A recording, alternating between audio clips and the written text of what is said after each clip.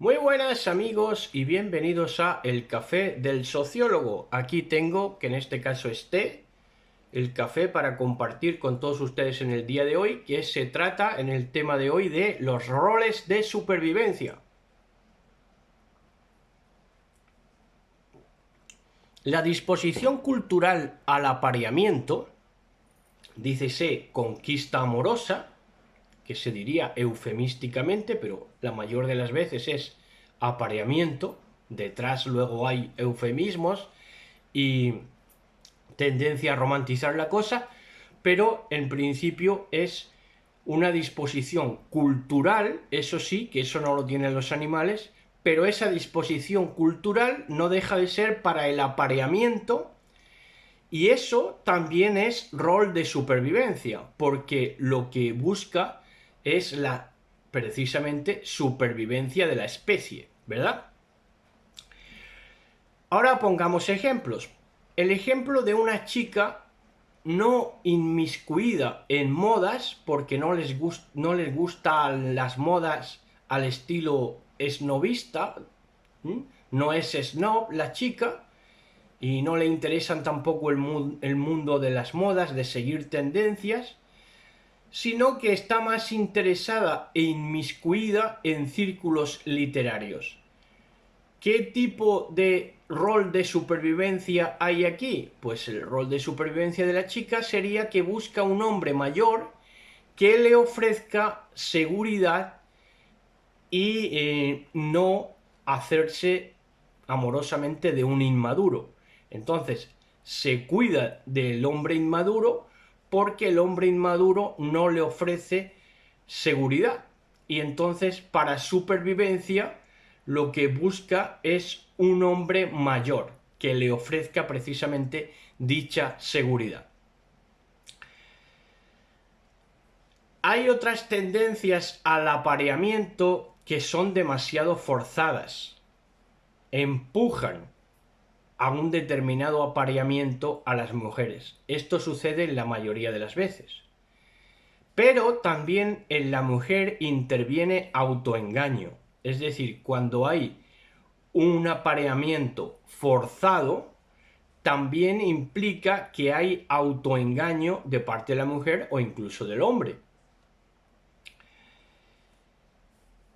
Entonces, cuando participa ese autoengaño para aparearte, dícese para adquirir ese rol de supervivencia, entonces las mujeres se hacen a la idea de que los hombres de su comunidad o etnia o su gremio son hombres que son sementales e inteligentes y obvian logros. Y luego obvian, por ejemplo, que dichos hombres ni siquiera sean capaces de tener cierta estamina, porque no tienen capacidad de innovación, ni de creatividad, ni de iniciativa.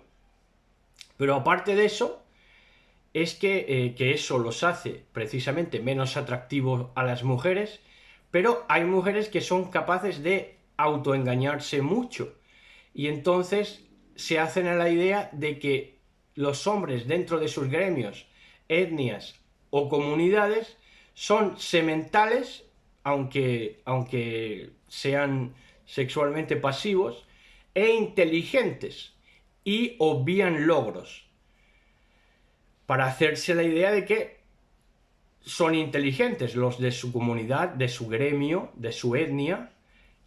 Para hacerse la idea de que son inteligentes, tiene que obviar logros o capital cultural, logros académicos. Es decir, si nadie en la etnia, en la comunidad, en el gremio, o casi nadie obtiene títulos académicos, universitarios, etcétera, pues ellas son capaces de obviar esto y seguir creyendo que los hombres de su etnia, comunidad o gremio o partido político son muy inteligentes, porque son capaces de autoengañarse a esos niveles, pero ayudadas o empujadas por un apareamiento forzado, que esto viene de parte de la presión social atribuible al hombre.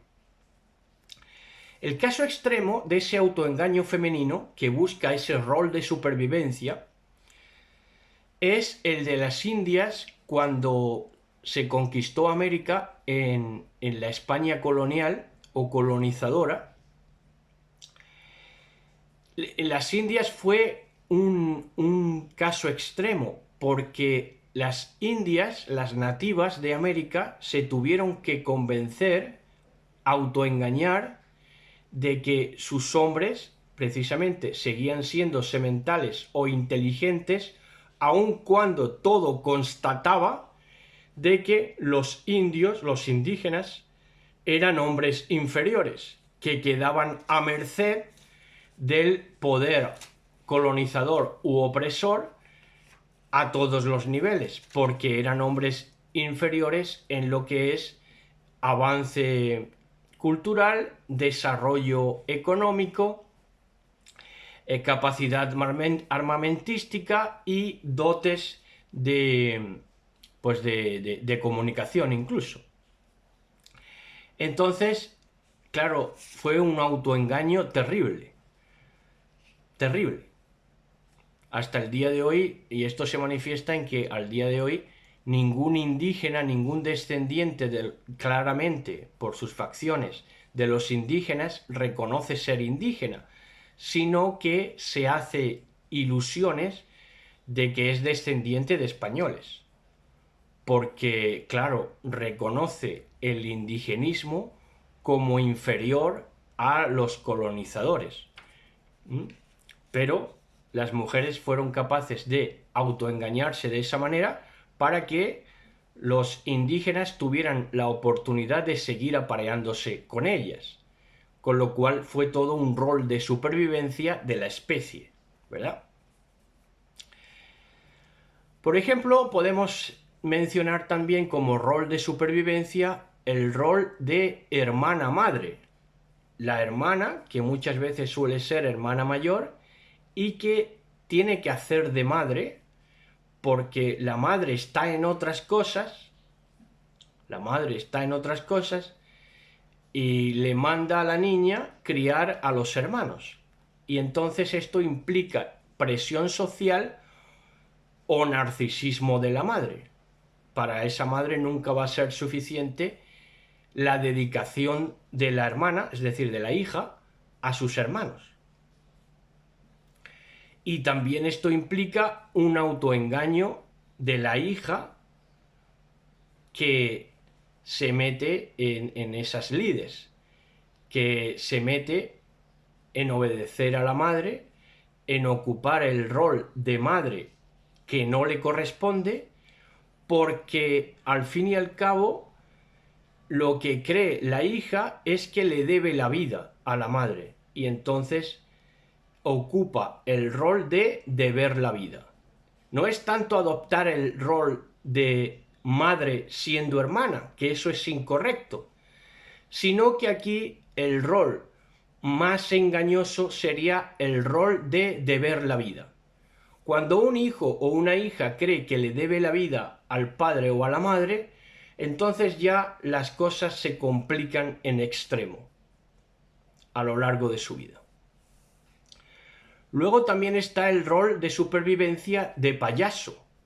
Con el rol de payaso, que a veces lo hemos adoptado algunos de nosotros a lo largo de la vida, cuando nuestro entorno era enormemente tóxico y no comunicativo, y entonces tuvimos que adoptar un rol de payaso. Hoy en día, la gente de mi edad de España, cuarentona, hay una cantidad de cómicos inaudita en la historia. Y esto no se debe solo a la propaganda, también se debe a que hemos tenido que huir en mi generación de numerosísimas situaciones de conflicto. Y por eso es que como rol de supervivencia adoptábamos el rol de payaso. Chistoso, payaso. La mujer que es también que ríe a carcajadas, que es muy risueña, también acepta en alguna medida ese rol de payaso. Luego hay otro rol de supervivencia, que es el rol de educador desde niño. O sea, desde niño, por supervivencia, esto es muy penoso, esto lo hemos tenido también que adoptar en mi generación, hemos tenido que adoptar el rol de educadores de nuestras familias siendo nosotros niños. ¿Por qué? Porque toda la familia era disfuncional y entonces debíamos ser nosotros los educadores. Educar tanto de ámbito de instrucción, de enseñar y de también de el rol de enseñar afectivamente o emocionalmente. O sea, teníamos que asumir un rol bastante grande de educadores. El rol de marimacho también es un rol de supervivencia. Y es un rol de supervivencia porque la niña siente que nuevamente su casa es disfuncional y regida por una competitividad insana, malsana, enferma, extrema y situaciones conflictuales. Y entonces es que la niña no se permite su feminidad, tiene que ocultarla porque las emociones las tiene que ir tapando, tiene que ir tapando en su propia vida manifestaciones eminentemente femeninas como la introspección, reflexividad,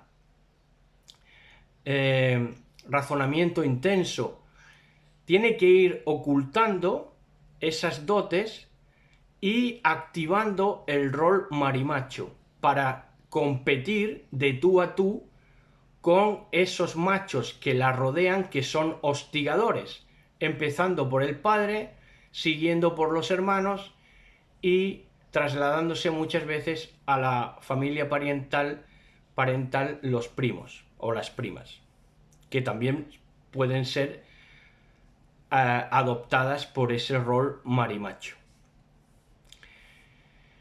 Entonces, también cuando ya se produce una disociación o alienación, hay una indistinción, que por eso es que se van adoptando roles, hay una indistinción entre lo coloquial y lo comunitario. No saben ya, como ya se disocian de estar adoptando roles, pues ya pasan a que no distinguen entre lo que es coloquial y lo que es comunitario. Y entonces todas las experiencias se ritualizan y las conversaciones se vuelven cíclicas. Ya esto en la gente alienada con el rol o con los roles. Que cuanto más roles, más, digamos, válvula de escape, pero cuanto menos sean los roles, pues peor va a ser, porque la presión va a ser mayor. Tienes que ser eso o eso, ¿verdad? Y entonces las experiencias se ritualizan y las conversaciones se vuelven cíclicas. Es decir, por ejemplo, un hermano mayor que en el mismo entierro de su madre, cuando la están velando, se pone a hablar en un tono y en una tonalidad de voz y en una deletreación como si estuviera ante multitudes en la comunidad, cuando está en plan colonial con sus hermanos velando a su madre. Y se pone como si estuviera en una iglesia, porque el hermano a lo mejor es pastor, el hijo es pastor, el hijo mayor, y entonces ritualiza la experiencia, porque está hecho eso, adoptar ese rol de ritualizar la experiencia. Y entonces no es capaz de sentir a un nivel coloquial e íntimo. Y entonces ritualiza toda la experiencia. Se siente como si es que fuera un maestro de ceremonias en aquella situación, cuando solo es un hijo ante la pérdida de una madre. Y las conversaciones se vuelven cíclicas porque no una vez alienados y disociados, no son capaces de cambiar las conversaciones dentro de los roles o de las pautas familiares. Y entonces todas las conversaciones son cíclicas, donde no se toca el estatus del otro que sea superior, tampoco se toca el estatus y se hacen las mismas referencias ridiculizantes, llegado el caso, a aquel que tiene estatus inferior, para que todo siga de la misma manera. Entre esta gente tan conservadora que ya está disociada y alienada. Indistinción entre lo coloquial y lo comunitario. Entonces, ahí, una vez disociados, desquiciados de esa manera, toda conducta ya se convencen, ojo que ya ahí claro, ya podríamos hablar de una sociedad satanizada, porque ya hay una indistinción y una experiencia completamente ya ritualizada, es decir, ya no cuenta para tu intimidad, ya no cuenta para ti, ya no cuenta para tu formación personal, sino que la experiencia siempre va a ser para ritualizar, para exhibirla o para teatralizarla. Y las conversaciones van a ser cíclicas y nunca, como no van a cambiar las conversaciones, no van a cambiar los pensamientos y no van a cambiar las conductas. Por lo tanto, se concibe que toda conducta desde ahí, desde esa alienación o disociación, se percibe que toda conducta es sistémica. Si tienen una conducta es porque están formando parte de un sistema, de una familia, de un gremio, de un partido político. Entonces su conducta está excusada porque es una conducta sistémica y por lo tanto irresponsable. No se hacen responsables de sus actos, porque su conducta la achacan a que es parte de un engranaje sistémico. Esto viene ligado al rol del charlatán, porque ya cuando hay esa disociación o alienación, se ritualiza toda experiencia, no cambia nada, ni las conversaciones, ni los pensamientos, ni la conducta. Toda la conducta se entiende como sistémica e irresponsable, y esto va ligado al rol del charlatán, que habla sin decir nada. Multiplica las palabras, incluso hay algunos que les pagan precisamente para multiplicar palabras, y adquiere el rol de charlatán, que también es un rol de supervivencia, para no darse cuenta de que está alienado y disociado totalmente, o desquiciado. Entonces, cuando se adopta el rol del charlatán, ya miden las palabras, esta gente desquiciada mide las palabras, charlatanes, mide las palabras por su beneficio. Si me depara beneficio, sigo diciendo esta palabra. Por ejemplo, hoy una palabra que es muy de conversaciones cíclicas y de ritualizar. Por ejemplo, la palabra hater. Hater, es un hater, en determinados círculos, en círculos un poco más estudiados. Bueno, pues siempre tienen hater en la boca. Eres un hater, eres un odiador. O eres un fanático, por ejemplo, ¿no? Ya lo tienen como clichés, palabras claves. Palabras que les deparan cierto prestigio, cierto estatus, les funcionan bien, y entonces, como esas palabras les benefician, o por ejemplo, la misma palabra Dios. Hay gente que solamente tiene a Dios en la boca porque les depara cierto prestigio. Biblia, Dios, referencias bíblicas. Multiplican esas palabras y esas referencias porque les depara beneficio. Y miden a las palabras por su beneficio, no por el valor que les otorga a las palabras el contexto en el cual funcionan, que es de verdad cómo hay que medir a las palabras, según les otorga valor el contexto, pero ellos solo miden las palabras por el beneficio. Y si ya es encima beneficio económico, pues imagínense, me funcionan bien las referencias, por ejemplo, religiosas, bíblicas, entonces, claro, si me están pagando por ello, pues me hago una máquina de expender precisamente esas palabras claves que me están funcionando y entonces las digo por beneficio.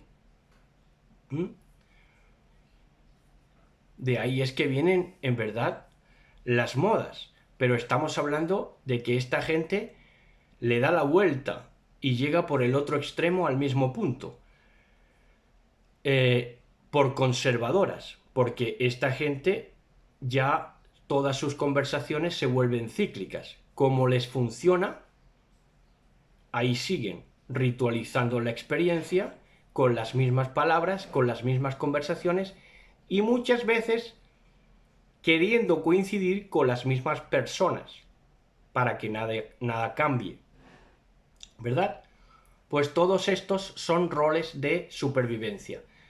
Si les ha gustado el tema, pues invitados están a suscribirse, nos ayudarán mucho porque pronto entonces podremos grabar directos con temas tan hermosos como este. Así que saludos y hasta pronto.